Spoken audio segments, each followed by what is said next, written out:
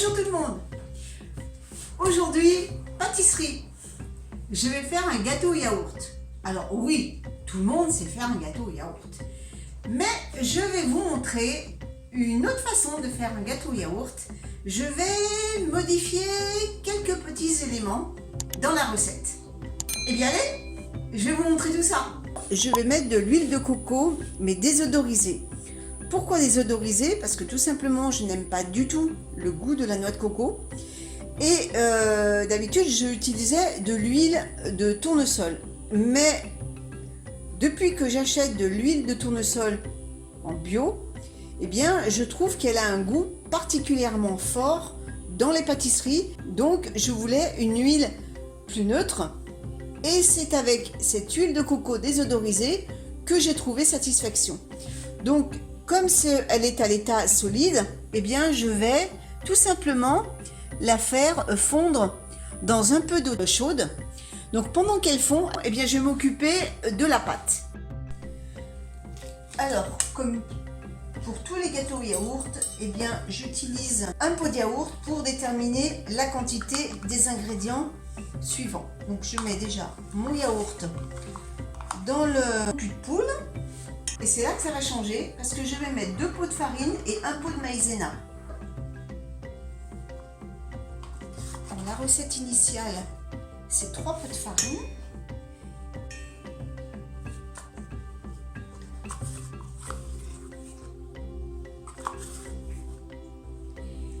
Là, je mets 1 pot de maïzena.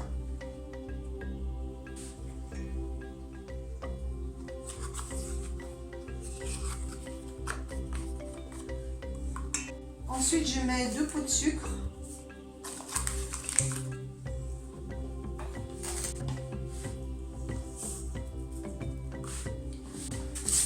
Un sachet de levure chimique.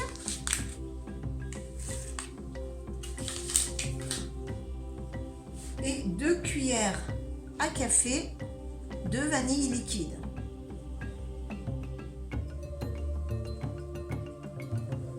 J'ajoute mes œufs. Il faut 3 œufs.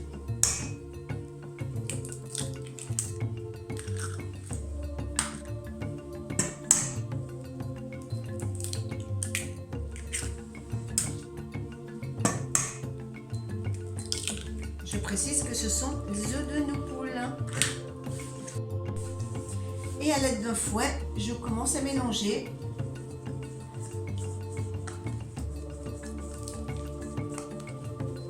Alors, j'aurais très bien pu le faire au batteur, mais là aujourd'hui, j'ai envie de faire la méthode musclée.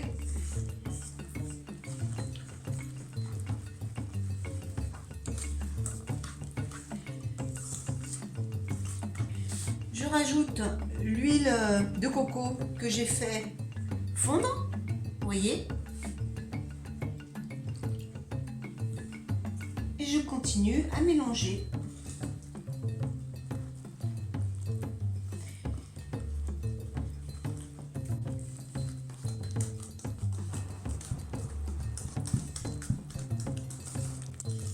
Voilà, la pâte est prête.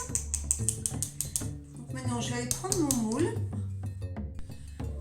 Alors moi, je prends un moule en silicone, mais si vous prenez un autre moule, pensez à bien beurrer et fariner avant.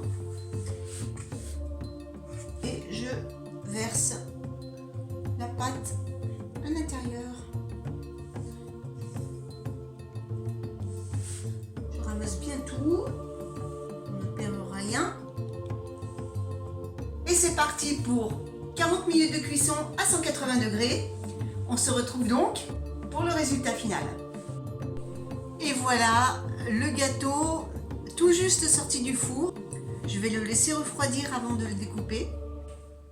Et bien voilà, j'espère que cette recette vous aura plu. Dites-moi en commentaire quel genre de recette de gâteau au yaourt vous faites.